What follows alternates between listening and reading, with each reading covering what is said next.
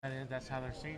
The LiveAg Podcast, your source for livestock market insights, management strategies, and real conversations with those who don't just work in the cattle industry, they live it. Here are your hosts, deCordova and Casey Mabry.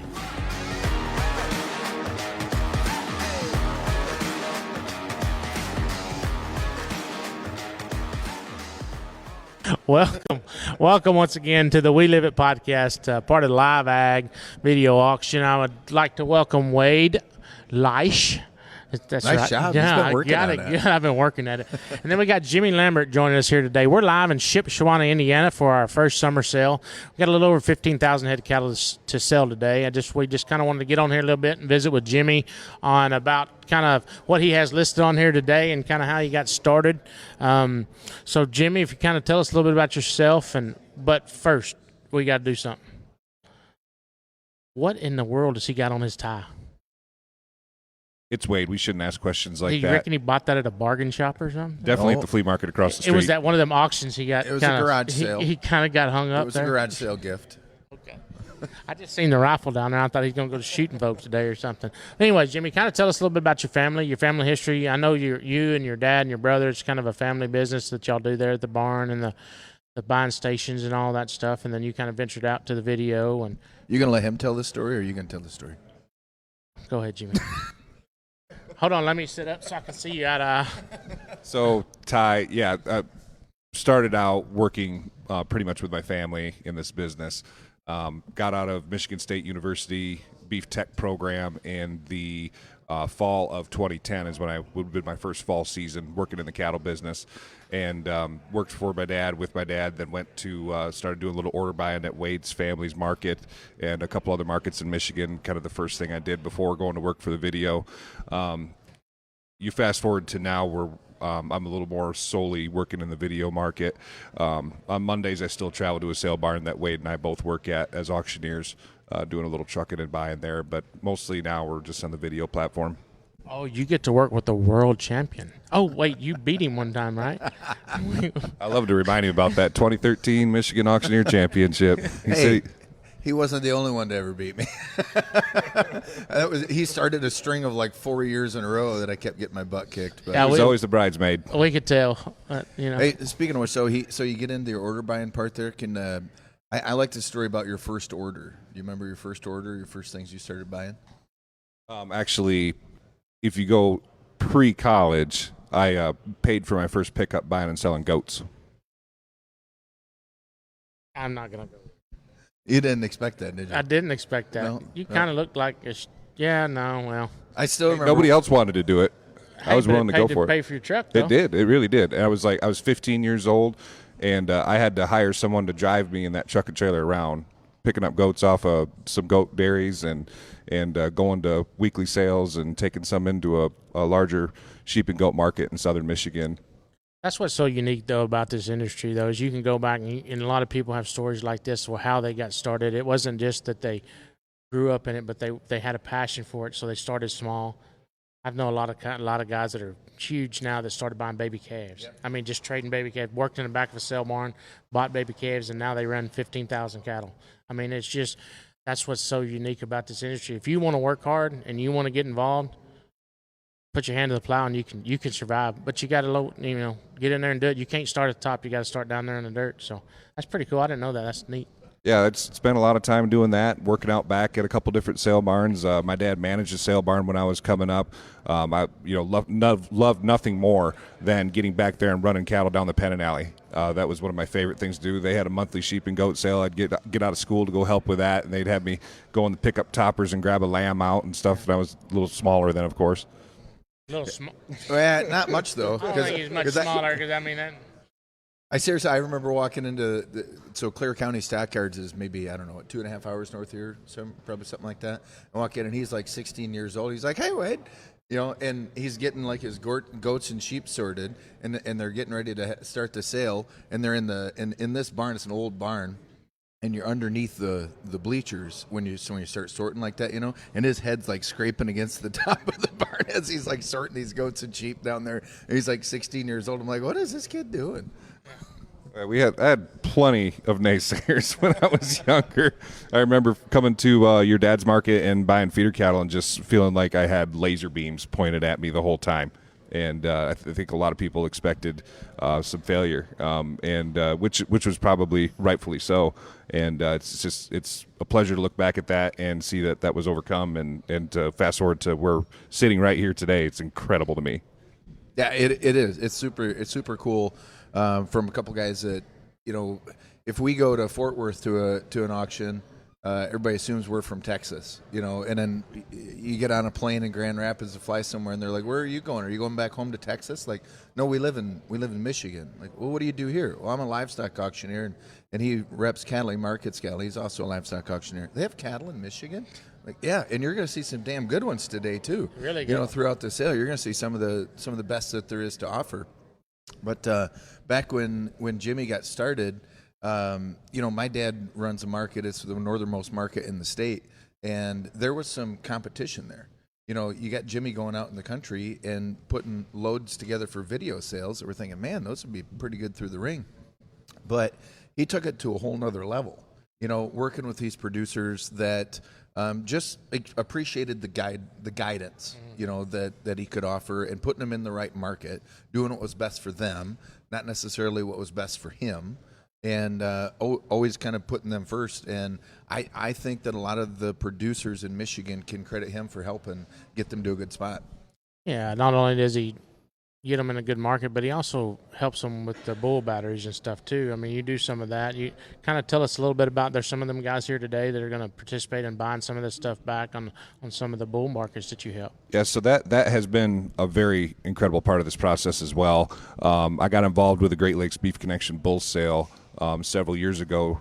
John hired me to be his auctioneer and also a marketing rep for the bull sale, and I've gotten a lot of my video customers to now purchase their bulls from John. And what is really nice about that is not only do I get to work for him as an auctioneer, but he does such a nice job that I can absolutely sell that product with confidence to my people. And I've seen him stand up and take care of business when it needs to be taken care of. They're going to be back in here bidding on calves today. And what more could you ask for from where you're purchasing your bulls?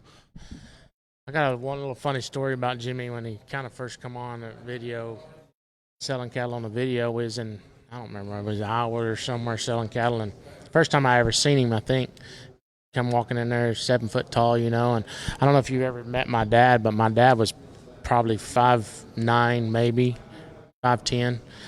I'm sitting up on the block, and Jimmy's real passionate about what he does, and well, Dad was too. And there was a little friction that happened.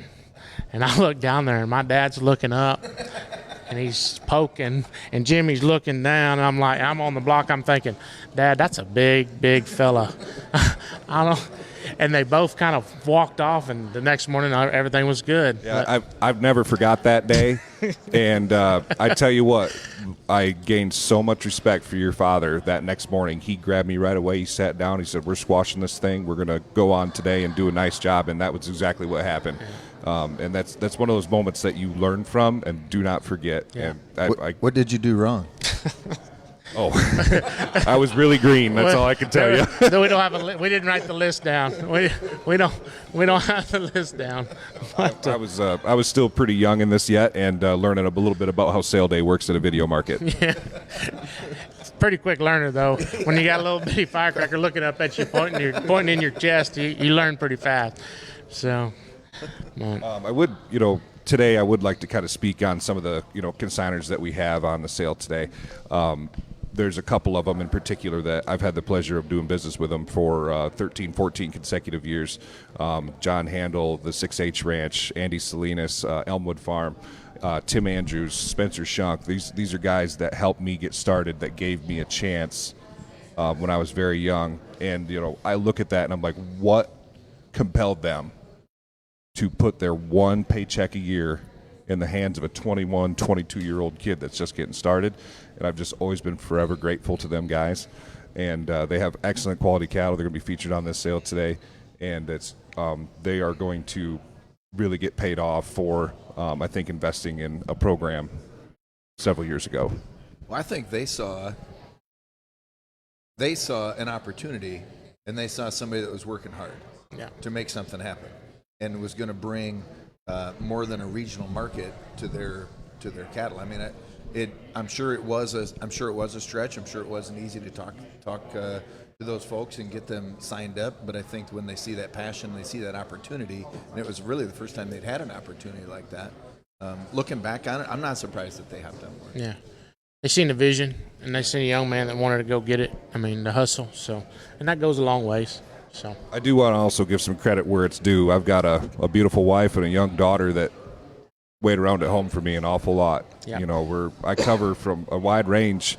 You know, Escanaba, Michigan, which is somewhat western Upper Peninsula, all the way down to Fort Wayne, Indiana, is a pretty big spread to run back and forth in some weeks, and they're keeping the home fire burning, and I can't thank them enough for allowing them to let me chase my dreams. This is a dream. yeah, it takes. I noticed you didn't put the mic. Yeah, I didn't put it over there. You did this one guy though, who your traveling partner. BR. Yeah, I also have a great crew that helps me. Obviously, we're selling enough cattle that we're not making every single delivery, by myself. So we do make sure that someone on our team is at every delivery. We don't let cattle ever get loaded without a team member there. Brant Butzer, BR Butzer, is a very important part of my program. He's loading cattle down here in Indiana every single week. My younger brother Wyatt covers a lot of deliveries, and they both video a lot of cattle. They get along great with the customers. The customers like them coming by just as well as myself, I feel. And without guys like that working alongside me, I would definitely not be able to build this to where it is today. Well, that's awesome. You got an awesome story. You got great customers, great cattle. I mean, we'll see some of the best cattle in this part of the country today that we sell today. So, anything else you want to mention before we get going here? Probably should talk about Justin. He's going to get his feelings hurt if we don't mention Justin. That is a really good idea, Wade. And that's, one thing about here at LiveAg, their partnership with United Producers. Wade and I both work for Justin on Mondays. He's the manager of their St. Louis, Michigan branch. And Justin also is a tremendous team player. He's been to some deliveries. Him and I are able to rep some of these cattle together here at LiveAg, and that's been a wonderful opportunity. I think it's actually brought more business to the table when him and I can get shoulder to shoulder and go to some clients together and put some deals together. He's not going to be shoulder to shoulder. Maybe eyebrow kneecap to kneecap. Eyebrow to shoulder or something, but it ain't gonna be shoulder to shoulder. They also do a deal there this fall. I think it's the Photorama deal that they do that we're gonna broadcast. Is it? I can't remember the date. It's the end of August this year. It's the end of August. That's an annual sale UPI's done for a long time. It's always been an incredible market. And they sell short loads and big loads and kind of whatever. It's a pretty good deal. And we went to it last year and visited and watched it. I think we're going to broadcast it live this year from the sale barn there on LiveAg and kind of give that opportunity as well. So that's something to, if you're up this area and you're looking for a place to sell a short load, even that would be a good spot to even contact them guys and get signed up for that thing. Yeah, there's a long-time reputation for that sale, and it's actually one of the things, I give Justin a ton of credit for. He followed kind of one of the legacy guys in this industry. Scott Acker had run the St. Louis market for a long, long time, or was at least helping run that market for a long, long time. And I think he started the Photorama sale, and that's been going on for 25, 30 years in that ballpark. So it's been going on for a long, long time. Well, when Scott passed away recently, Justin came on board at St. Louis, and I mean, he's 25, maybe 26 years old, and had to come in right away and learn not only a system, but learn that video auction or that photo auction, and get started and kind of really earn his keep in a pretty quick manner. So he's done a really good job. He's been a good partner, I know, for Jimmy on these things, and he's been a good guy to work for as well. Yeah, good deal. Well, Jimmy, we thank you for being on. I know you got a busy day today. We better let you go to get some of your rat killing done. Wade, thanks for joining us today. As always, the past, is it past or is former has been World Auctioneer. World Auctioneer champ. Because I can't you and him confuse national, world. I don't know what it all means, but we thank everybody for joining us today, watching. Once again, I want to remind you, deadline July 15th for Boise sale that's on July 24th. So if you feel want to consign to that, go to live-ag.com and find your local rep, and he can get you consigned to that. We should have a really, really good, strong offering of calves and feeder calves on that sale as well. So thanks for joining us today. Tune in at 10 o'clock Eastern Time on channel 233 or live-ag.com. We are on the Cowgirl channel today, so we have made that move. So tune in there to watch it live on TV or live-ag.com to watch it on the internet. So, and don't forget, hit subscribe, hit like on our YouTube and our podcast channel. We sure appreciate everybody.